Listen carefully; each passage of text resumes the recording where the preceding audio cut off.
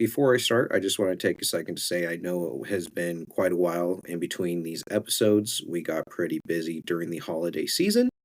I apologize, and from here on out, we'll plan accordingly to at least have a few episodes pre recorded and edited and on the schedule. So, thank you guys for putting up with that. I will do my very best to make sure that doesn't happen again. And again, thanks for supporting. Hello, welcome back to the Tears of Fire podcast. It's a podcast where I go over The Last Dragon Chronicles by Chris DeLacy. And today we'll be going over chapters 33 through 36 of Firestar.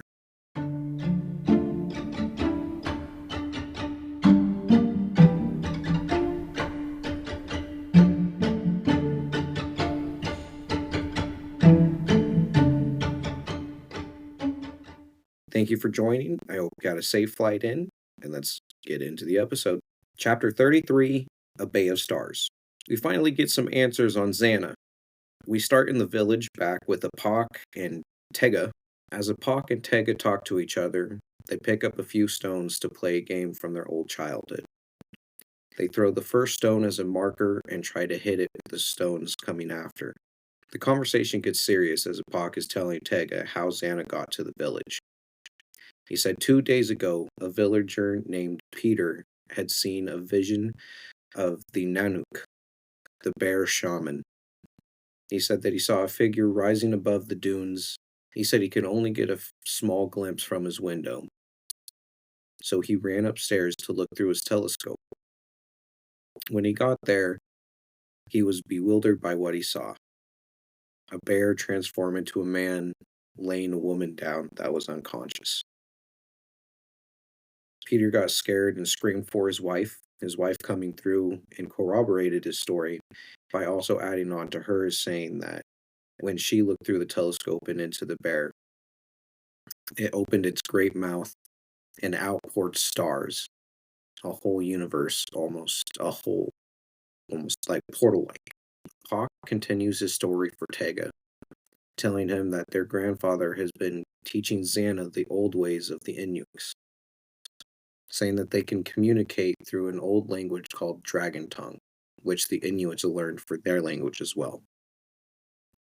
Although the way that Zanna speaks it turns out more growly coming from the throat versus the tongue. When Zanna is brought back to the village still unconscious, and the grandpa, the shaman of the village, comes out to see her, he's taken aback and says that she is the person that he's been seeing on his spirit walks. Apak says this is very suspicious, along with Tega's story from seeing the mark of Amara. Says that this is no coincidence and it must be true. They must be careful with their actions coming next. Tega sees a raven flying up above and gets a scared feeling. He's grabbing something in order to try to kill it, maybe throw it away and get scared. But Apak stops him. Apak reminds him that in their culture, if you kill a raven or a crow, it marks death for the entire village. Tega gets pretty grumpy, then files off, goes to see his grandpa, and finds Zanna as well. When Tega returns into the room, he finds Gramps and Zanna sitting in a circle, with Gramps rhythmically beating his drum to his thigh, and Zanna almost humming in a dragon tone way. They seem to be almost in a trance as Zanna announces their presence without looking up. Through a quick conversation, Tega seems very uncomfortable. Zanna says that they have a date at the Tooth of Ragnar. As Tega is sitting there observing what's going on between his grandpa and Zanna, Zanna takes out a string of stones and sets them in a curved line. The two ends she turned into a dragon, and then the middle stone she turns into a cross, saying that it's an island. Tega's racking his brain, trying to go back and forth, but he's never seen anything this shape and somebody call it an island. In the middle of him looking at the stones and Zanna manipulating with almost magic-like form, there's an energy outburst from Grandpa. Spiritual energy is what I was getting from him. The cold bursts in, stamping out the seal oil light, and out of nowhere, the crow attacks the window. starts flapping, it destroys the glass, gets cut, it's starting to bleed everywhere, takes down the blinds, and this scares Tega. And out of almost just a quick response, he picks up a boot scraper and hucks it at the window, takes down the bird as well, as it took in a piece of glass from the shattering window and said in a mortal way. As Tega's coming around to check on the crow and finish the job, Zanna gets visibly upset and runs over to grab the crow. Apoc sees what's going on and sees Zanna visibly upset. She tells him that Tega just killed a raven, and they know what that means. Once Zanna grabs a hold of the crow, she picks it up and looks in its eyes. She's transported from crow to crow to crow to crow, it says. I don't know if that means that they were communicating with each other or if this was the same crow, but she got the message of David when he was speaking to Krakitus back in Wayward Crescent, saying that he loved her and to go find her and tell her. So she got the message, but as soon as she got that through, the crow died. And it was confirmed that it was Krakitus, so I don't know what they were doing going back and forth between a crow and raven, but we do know that those are technically two different style birds. Maybe not different style, but two different birds. They look very similar. I believe that the raven I believe that the raven is a little bit bigger and might have a sharper beak. But I'm from Oregon. We have both of them here. But again, unless you're up on it within, I'd say, at least 10 feet, you're never going to really be able to tell the difference. They're both extremely smart. It's almost scary how smart they are. But if you guys want a nice little rabbit hole to go through, look up on YouTube or maybe talk to somebody. There might be that crazy witch lady in your neighborhood. But you can train a crow. If you give them shiny things, they'll kind of take you under their wings, and they have surprisingly long lifespans. I think I was talking to somebody, and they've had a relationship with one for like close to 30 years. So, yeah, if you have any interest in that, go check it up. There are a lot of spiritual beliefs when it comes to ravens as well. But after all this is happening and she gets the vision, she is still visibly upset. She tells Tega without looking at him that he needs to pack, and by the end of the winter, he will witness the birth of a dragon, which is kind of a scary statement. Tega, to my knowledge at this point, hasn't really learned or believed too much about the dragon lore. He's more concerned with his own culture's Inuit stories, the story of the goddess Sedna, which there were mentions of her in the story, that when the grandpa went and saw her for the first time, he believed that her face, that Zanna's face, resembled Sedna as well. Zanna does have ancient lines with Gwilanna being part of her ancestors too. So it wouldn't surprise me. Gwilanna had to get her power from somewhere. We get a little bit more of that information wise in the next couple chapters, actually. But just to make Gwilanna a little bit more overpowered, they gave her this almost untouchable knowledge in some way. And so if this new thing that we're going to learn with Gwilanna in the future, I don't want to spoil it yet since it's going to be in this episode, that it would make sense for somebody of a higher power source to take interest in her and court her as well. Almost like in the Roman or Greek myths where, the gods would come down and just basically smash with these mortal women or men, depending on the god, just because they took a little fancy to them, whether they were praising them well or they took their arts as serious as the gods did for themselves, then, they would kind of bless them with their presence, per se.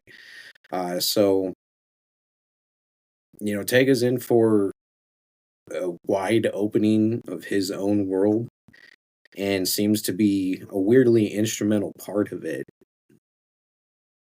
I feel bad for him. That's kind of like almost like Bilbo in The Hobbit, just a small little guy from a small little village going to take on literal dragons. But we'll have to see, because that's the end of chapter 33. Kind of surprising, but it's good to know that Zanna is pretty much taken care of in good hands and learning her craft. even if it's not from Gwilanna, which if she's learning her craft through the shamans of the Inuit, hopefully she'd at least be more geared towards more earthly matters than anything. I think in the later chapters we'll come up with more the same message that me and my friend Kay, that's been on a few times, have been saying that the earth will heal itself. Not necessarily that, the ozone is going down and climate change, and it's only detrimental to us humans. The earth is going to destroy the ability for us to live here. The earth will heal from us. We're just going to be a speck in its own history. But the earth heals. Just keep that in mind. Chapter 34, Good Night, Lucy. We get to come back to Lucy's perspective. From what she gathers, she's been alone for about 2-ish days. She said between the snow and the matter of it only being light for a few minutes versus hours with how north they are, she can't really tell, but from her guessing, she's been here for 2 days completely alone without Gwilanna. This has left her with a lot of time to think. She's trying to think of ways to stop Gwilanna. She's trying to think of ways to get out of this situation if Gwilanna doesn't come back, because she's worried about starvation and hypothermia, obviously, if she leaves this cave. But after this, and she's sitting and contemplating for a while, she decides to try something else out. She pulls out the lock of hair that she had, as well as the dragon isosceles, and she's trying to pray. She prays to Gaia, she prays to the dragon, she prays to the bears, she prays to anything that she can think of that's uh, of another world, or more heavenly than she, per se. And she's getting no response. There's been no reaction from either the hair or the isosceles, not even a glow. The only thing that she's seen or feeling is the reaction of the wind in the cave. She says that it still gives her the feeling of Gwen breathing in and out, and that she's kind of lost on what to do. A couple more hours go by, and Lucy gets, in the book, says good little, so she gets a brainwave. Made me think of the Jimmy Neutron TV show back in the early 2000s. Got a blast! But so Lucy decides to go back to the cave because she remembers seeing cave paintings, and maybe these paintings can give her a better handle on what was going at the time, or maybe she could learn some new information. So she heads back, and she's having a hard time finding the beginning of the story with the paintings because it's in a circular. It's in a circular motion. She says that the way that it connects almost makes it seem like it's a cycle and a never-ending story. But what she sees is a little baby bear. And the baby bear was eating everything in its path. And then it came up on a stretch where the bear had nothing to eat. So the bear walked in and ended up eating a human. And we know this story from the other books, that this is the Omara cub. Lucy sees the story take out by how all of these stickmen run after the cub, end up taking the cub's life. And then there was a bigger bear that came back and had its rage against the village. But then she saw a turning point in everything, where the bear that was attacking the village basically became on fire, and the mark of Omara was on the bear. And then in the next picture, there was a dragon with outstretched arms and what looked like almost a portal painted on this cave. But on the dragon was the same 3 marks of Omara. Right at this moment, when Lucy is putting one and one together, all of the flames go out. The fire, her torch, the couple of torches that were hanging on the wall as well. She starts scrambling back to the main open chasm. While she's kind of fumbling around, she understands that she's not alone. She can feel a familiar presence. There's a bear in there with the cape. But she can tell by the good vibes the bear is giving that it's not a malevolent bear. She remembers her experience with the spirit bear before. This isn't exactly the same, but she knows that it's not there to hurt her. This bear then starts to glow just slightly and starts to get brighter and brighter as the bears and her conversation continues to go. At one point, Lucy is asking the bear, "What are you?" And it says, "I am all things to all men." And that made me take a second to close the book to just to think a little bit, because when I hear that, I instantly think of nature. I go to, he's in the trees, he's in the air, he's in the mountains and the streams. But if he's everything and anything, then the the mug that you made in ceramics class, that's him too. It kind of like the dragon's were, right? Everything we've used or made has come from the same elements, just molded together in a different way. And this idea kind of goes on into the next chapters too, on how everything comes from the same place, whether you want to believe that God made us or there was a Big Bang. The Big Bang is using all the same particles grouped together in different ways, and scientifically proven that we are stardust. And if God made us, then if we're all supposed to be made the same in His image, He was using all the same materials. So one way or the other, we all came from the same place. We're all made up of the same things. And is that supposed to say that we are closer to God than we think? And which God was it? I don't know. It got a little deep for me, but that's made me take a second and made me ponder how I would perceive that message. I am all things to all men. Shortly after the bear says that, its light gets brighter and brighter until it's shining too bright and Lucy has to turn away. When she looks back, the form of the woman Gaia is standing there.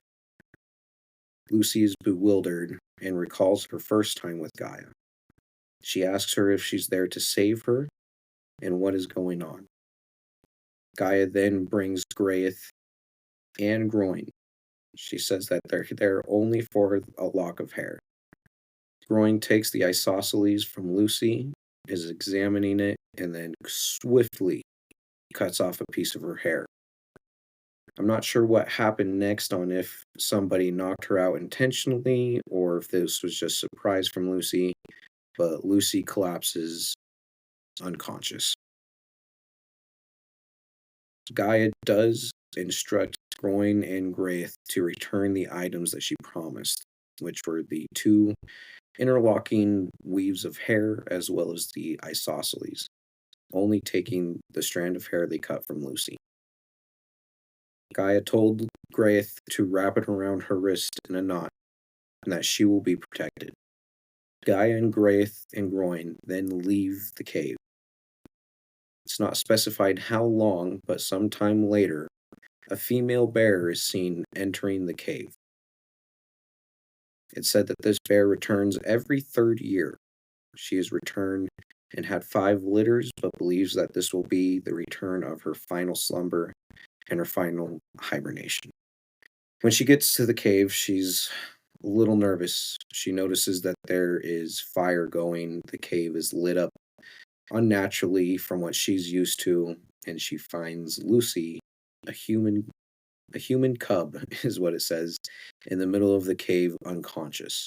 The bear nudges her to make sure that she's alive and is nervous to go on further. The wind in the cave sounds a little bit different. The bear believed that there was a new opening since the last time she's been there. Checking on Lucy one more time before going and examining the rest of the cave, the bear then finds the old den with the skeleton of a bear and a lady. This female bear is not given a name, but she then can smell the ancestor's scent on the girl. Between putting things together of the two skeletons, her ancestor's story, and the smell on the girl, the bear decides to protect Lucy. She says that she will go in legend the way that her ancestors did, and lay in wait and protect this girl while she must.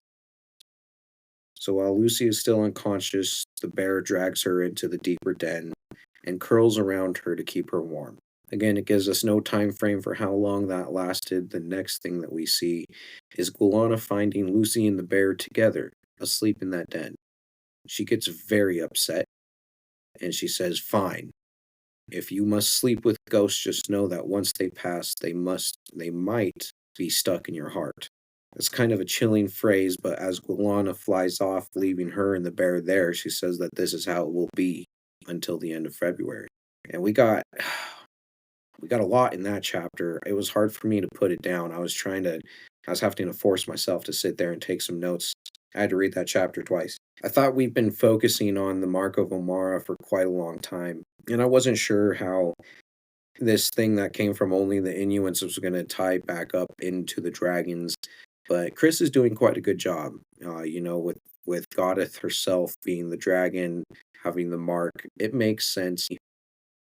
I just want to see how the Inuits in Chris's story forgot about the dragons and made up their own lore in order to make up for the Mark of Omar, right?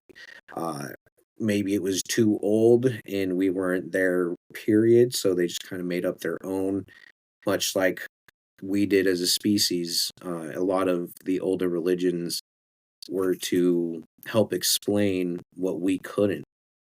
When it rained, we didn't have an answer for that. We didn't know about the scientific cycle of rain, right? Condensation, precipitation, and evaporation. No concept of that. So, what did they do? They made up a god of rain, and they would do rain dances and sacrifices, so many different things in order to honor these gods and keep them happy, air quotations, to bless them with the rains for their crops and everything and so forth. And so these cultures would then try to come up with an explanation on everything. At this point in the book, it seems like everybody's kind of splitting up and going their own separate ways until this end of February. And I don't really know what's going to be going on. I mean, are we going to get just flashing training montages from everybody from the end of this book? Or I should say, until the end of this book from here on out? We're about midway. I would say the beginning of this chapter 32 was exactly midway through the book. So with this episode and on, we're kind of on the latter half, and it's starting to feel like the beginning of an Avengers movie at first. Everybody has to have a little bit of grief and some form of turmoil going on, and everybody has to fight and find out who's got the bigger balls, and then they're all going to come together eventually. So seeing this Avengers like movement will be kind of fun. I want to know who's going to be the first to give. I think David probably will be, just seeing that he's kind of uh, just laying in wait, not really doing much, just waiting for word from his publisher, from Zanna, from Bergstrom, from Golly, from Grayth. David's just kind of a sitting pin. So once one thing happens, I'm sure he's going to be the catalyst to everything else. But it'll be fun to see how powerful Zanna gets. That's what I want to see. Can she rival Gwilanna? I mean, only a few months. It's crazy to get that amount of training. Um, but if she's just got that much raw power compared to Gwilanna's, maybe dwindling, but she's got all that knowledge. It's just that next generation type story. Who knows? It'll be a fun read. But that brings us to the end of that chapter. So let me get into chapter 35. Chapter 35, A Healing Crisis. We get to go back to David and Liz in Wayward Crescent. David's feeling lost, confused, and a little useless. He's having a conversation with Liz as he's watching the dragons run around, saying he's not sure what Golly's purpose really is. Ever since he created him, he's kind of been running around the house doing trivial things, or fixing trivial things. Liz gives David a look and says it depends on the interpreter if it's trivial or not, which gives David a little feeling.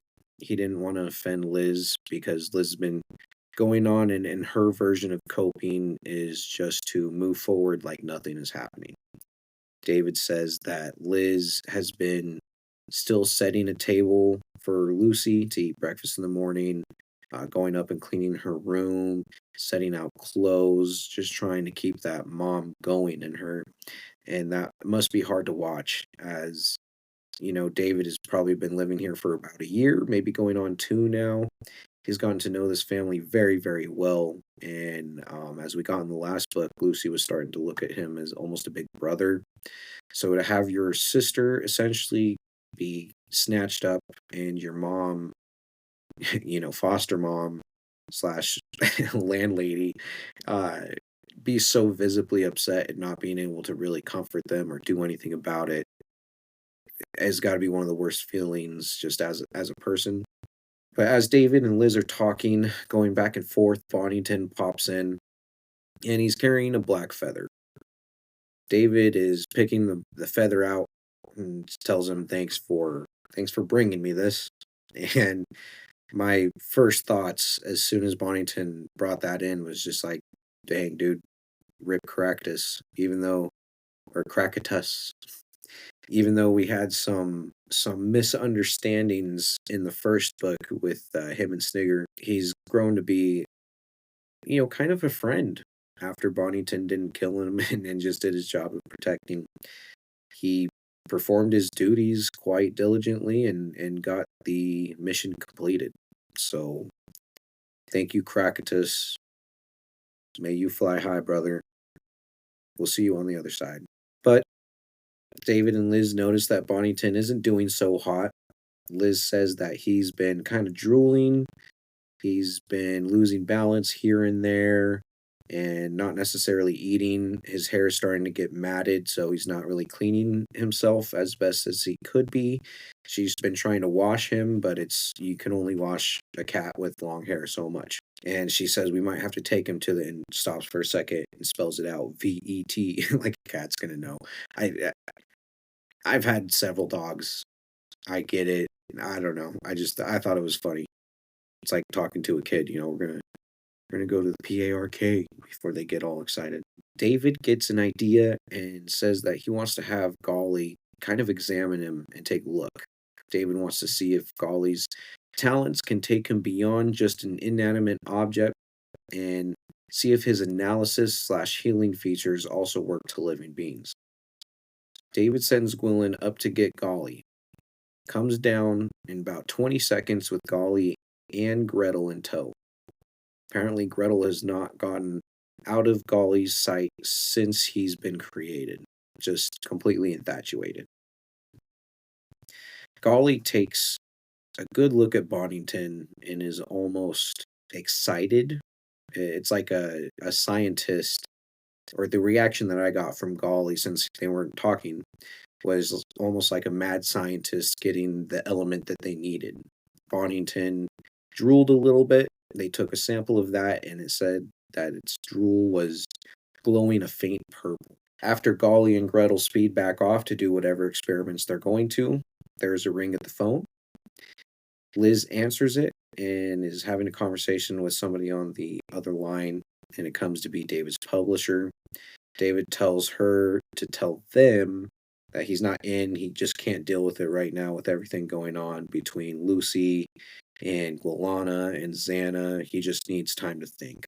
Tell them that I'm out of college, is what David's saying.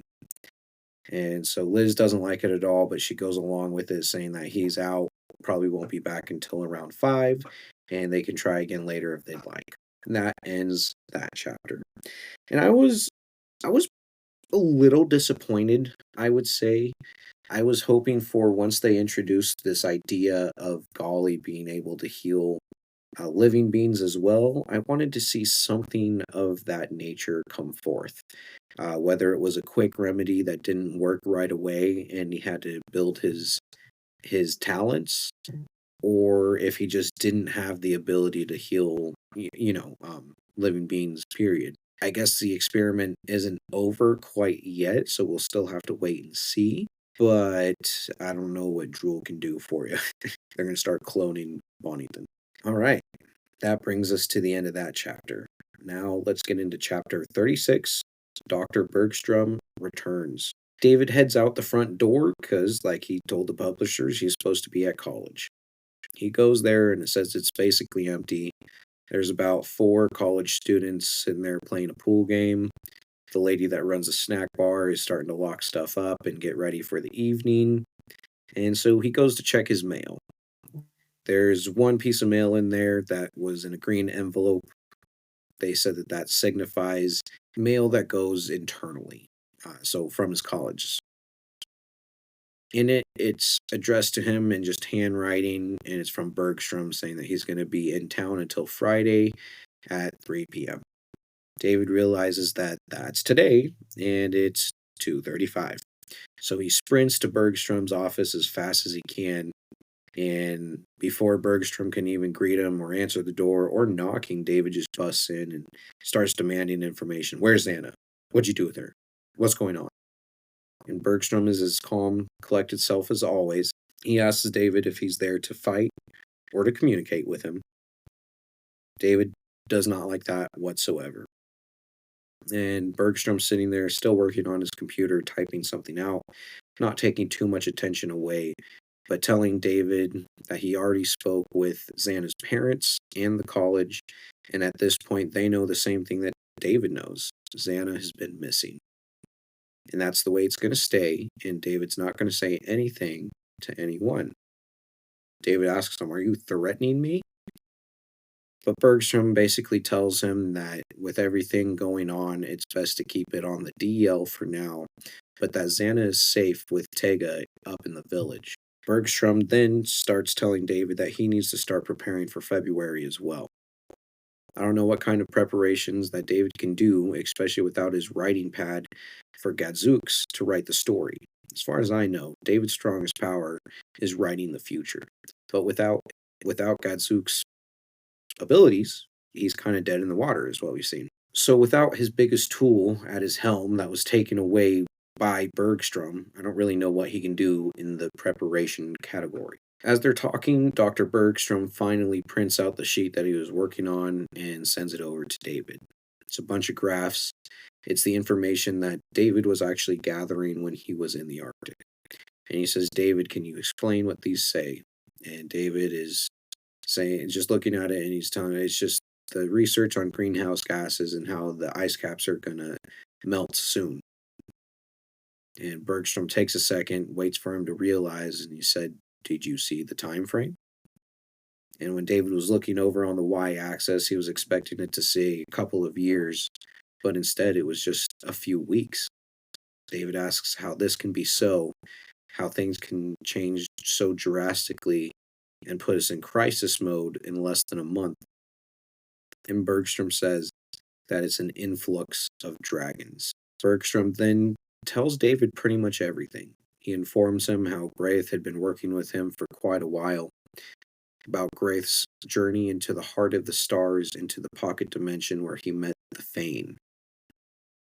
He talks about how the Fane had always revered the dragons and thought that they were an amazing species, and they come from a pocket universe in dark matter that can only be opened up every few million years when this fire star is in the right place. That back in its heyday, the Earth was used as a breeding ground for these dragons, and the Fane would come and live with them.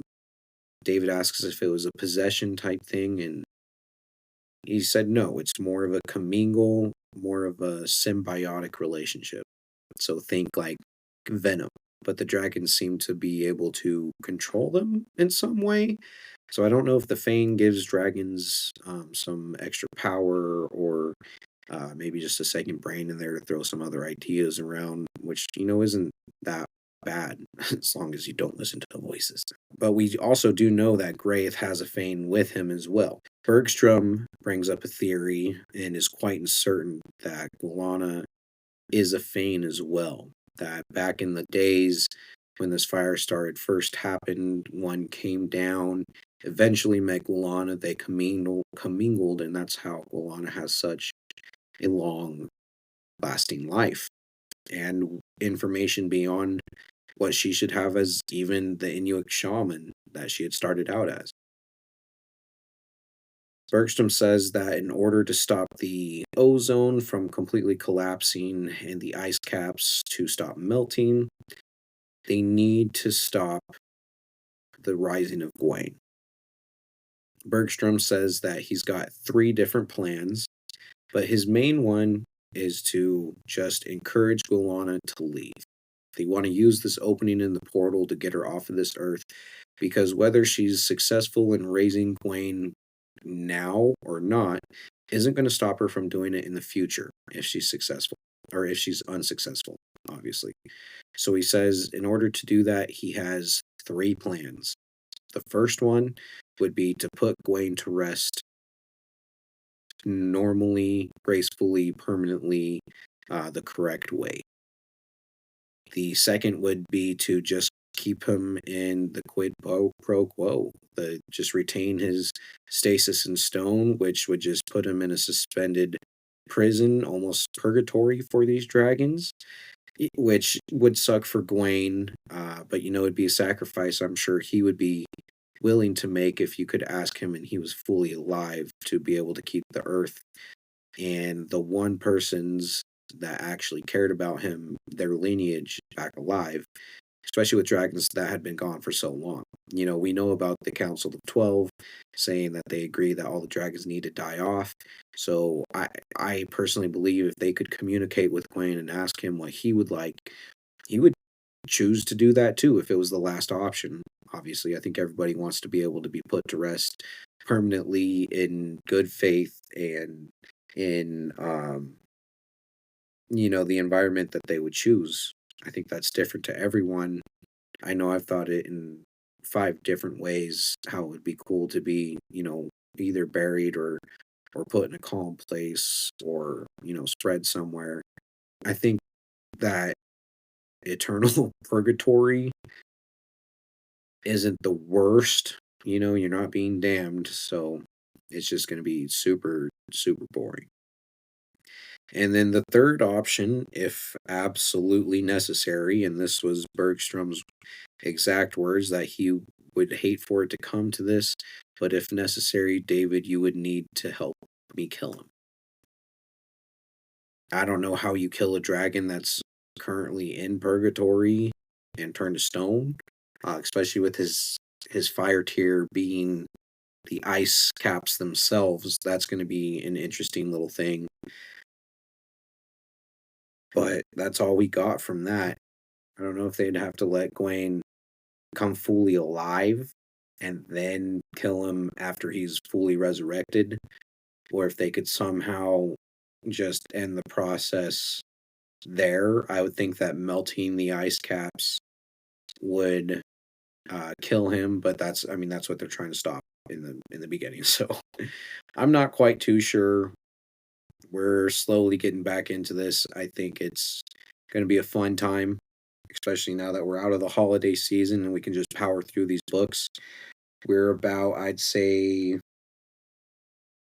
a little over halfway in the book, in book 3. So thank you so much for joining me on this journey. Come back next week. We'll be going over chapters 37 through 38. And I hope you have a safe flight out. Hit no turbulence.